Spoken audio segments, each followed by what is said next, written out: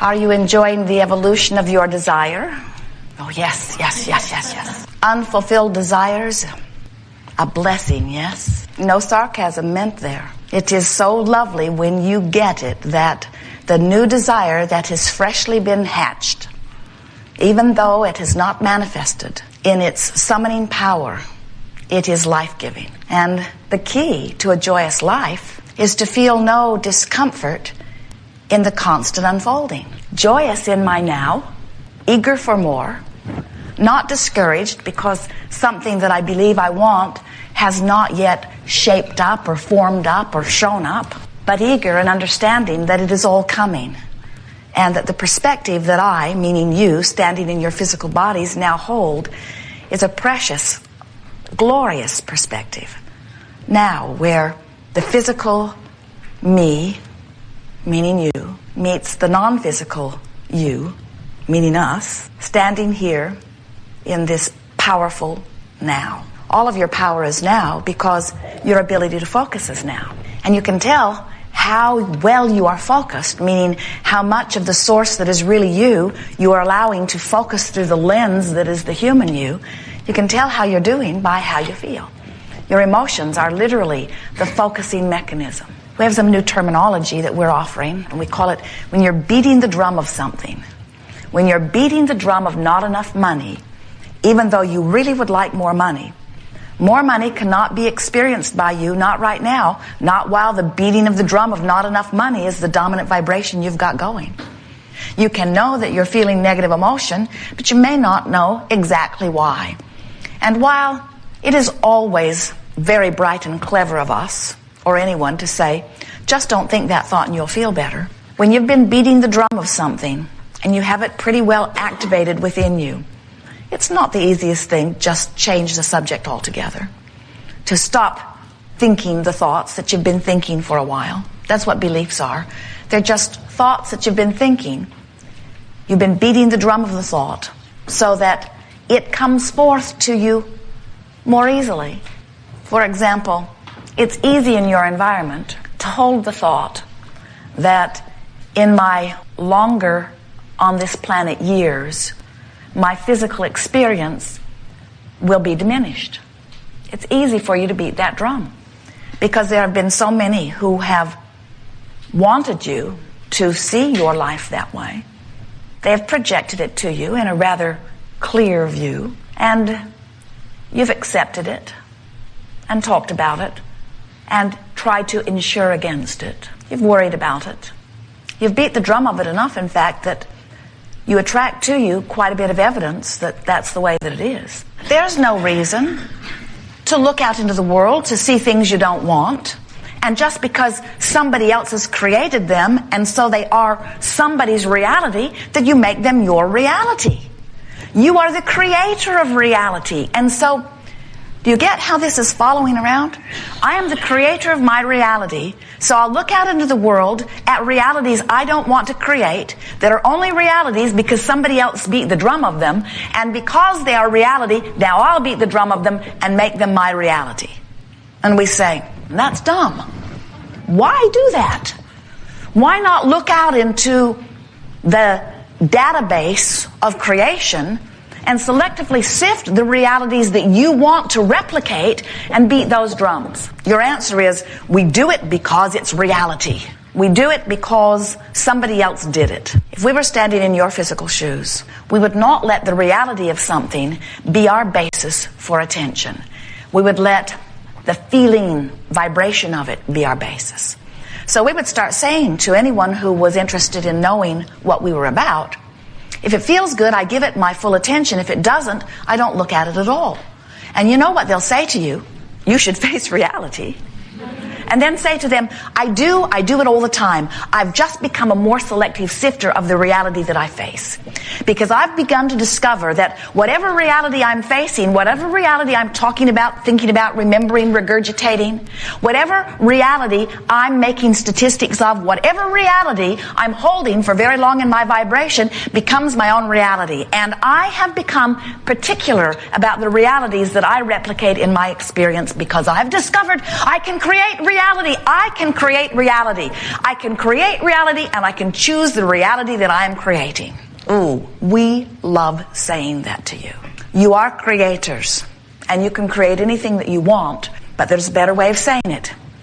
You can and will create anything that you are giving your attention to.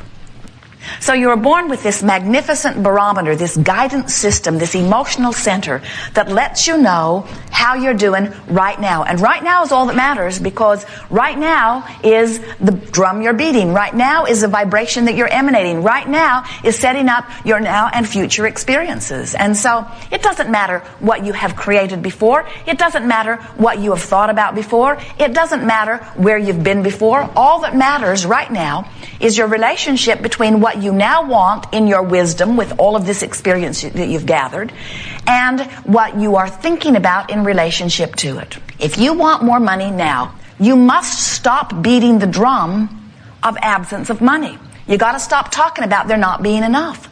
You've got to stop beating the drum of not enough. And you say, well, how can I not notice? And we say, oh, of course you're going to notice. Just don't make a federal case out of it.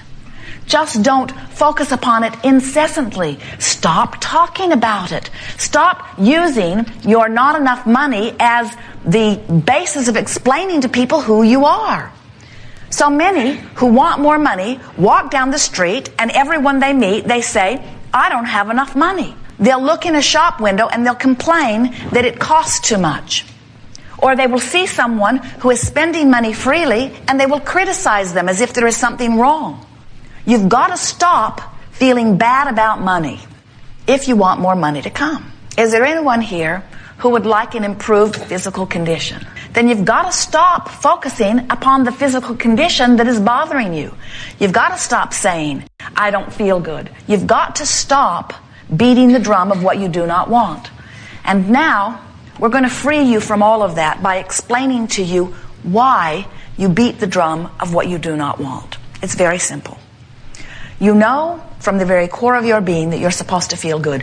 And when you don't feel good, you know something is really, really wrong. And then you set out to explain why you don't feel good. Because you know not feeling good, not feeling happy about money, not feeling good about your body, not feeling good about your relationship, not feeling good about your job, not feeling good about your work environment. You know that it is wrong. You know that you're supposed to feel good. And when you don't, you feel like you need to explain to someone why it is. So you keep explaining that if it were not for this, that you would feel better. Not realizing that if it were not for talking about if it were not for this, it would not be a vibrational player in your experience. Now, even though we know, and even though you know that we know, that talking about what is often doesn't serve you, especially if when you talk about what is, it doesn't feel good. We all know that you can't all of a sudden stop the patterns that you've developed. And we want to say to you, that's okay too. In other words, we see so often something isn't going the way you want it to go. And that makes you feel bad. And then you feel bad about feeling bad. And then you feel really bad about having felt so bad about feeling bad. And then you really feel bad about having felt bad. Because you know you're supposed to feel good. And then you talk to your friends about how bad you feel about not feeling better.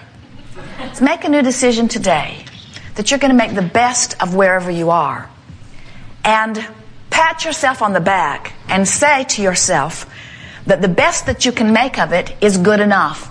And nobody else knows. What we mean by that is, sometimes when you're in the depths of despair about something, anger is a relief. But somebody who has not been in the depths of despair and who is rarely angry, you know, one of those bright-eyed, bushy-tailed, annoying people, who sees you in your anger, may very well say to you, your anger is misplaced, you should get over it.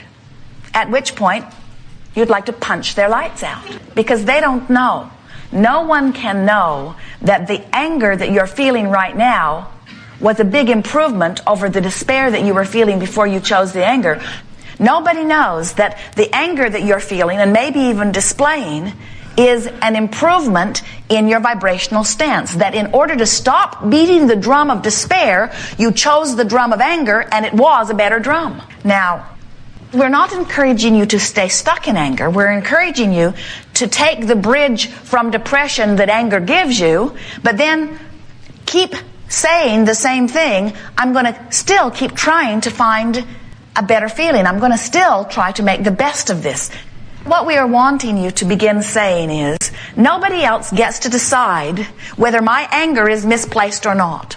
And if I choose anger over grief, I'm going to start patting myself on the back that I've made a bridge toward joy. And just because somebody catches me in the middle of my bridge, that would be like traveling from San Diego to Phoenix and beating up on yourself because you're in Yuma. And saying to yourself, I'm supposed to be in Phoenix, why am I in Yuma? And some wise person might say to you, because Yuma's on the way. About halfway between San Diego and Phoenix. It's on the way. And even though you know what your destination is, you don't beat up on yourself because you're not there right now.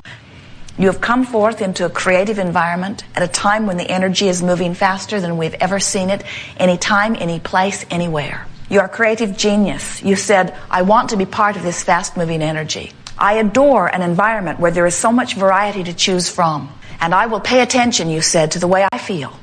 And I will mold the energy. I will mold my thoughts. I will pick and choose by trial and error. I will feel my way into alignment with who I am. And after I am aligned, I will flow that energy toward what I choose. And Source will assist me in all ways. There is so much resource assisting you. You are very much not alone. You are the focal point of the energy that creates worlds. And all that energy and all that source adores you and will give you evidence in every moment of every day, if you will allow it, to help you to know the perfection that we know you are. Jerry and Esther have recently been working on taking the Sarah book, and Jerry read it into a recorder many times, and then they edit it into the CDs and cassettes that they are making available to you. And someone had written them a letter knowing how much Esther likes the alignment of numbers. She sees it as evidence of her well-being. When she looks at the odometer and sees 11111, she loves that she has been inspired to look just at that moment. So they're listening to the recording, driving down the freeway, and Sarah has just awakened in the story, and she has looked at her digital clock, which reads 111. She doesn't know why she's awake, but she enjoys the coincidence of seeing 111, and she goes back to sleep. And in a few more moments, she wakes up and sees 222 on the clock. And then she goes back to sleep and wakes up again and sees 333 on the clock. Now this gets her attention. And as Jerry and Esther are listening to the recording, first time they are hearing it as they are driving the monster bus, they are at mile marker 333. And Esther says, I adore how the universe is able to orchestrate these things, to make the timing of our life so apparent to us. But there is an even stranger coincidence, as if there could be such a thing as a coincidence. So a woman wrote to them, I think it is lovely, she said, that the Sarah book ended on page 222. And Esther said to Jerry, I was not aware of that, were you? And then Jerry recorded for days the Sarah 3 book. And then Esther took all of the pieces of his recording and put them together, taking this best paragraph and this best paragraph, the best reading that she could find, and pieced it all together and made the chapters 1, 2, 3, 4. And then, in order to decide how much sound would go on each recording, she said, I'm going to make one long document, and then I will divide it into 3 or 4 pieces. And when she pieced all of the chapters together, the length of the recording across her sound machine said 222 minutes and 22.22 seconds. And Esther said, this is freaky. She doesn't mean freaky. She means this is spectacular. She means this is amazing. She means this defies logic. She means this is bigger than my mind can conceive. She means source energy is aware of us. She means source energy knows how much we like these things and guides us in increments, moment by moment, over weeks and weeks of a project in order to give us that moment of high at the end culmination that pleases us for no other reason than that it is pleasing to us slightly in the moment. Can you understand how much well-being is flowing to you? Do you understand how much orchestration is available to you? Do you understand how adored you are? Do you understand how the creation of this planet, the creation of this universe, do you understand how it all fits together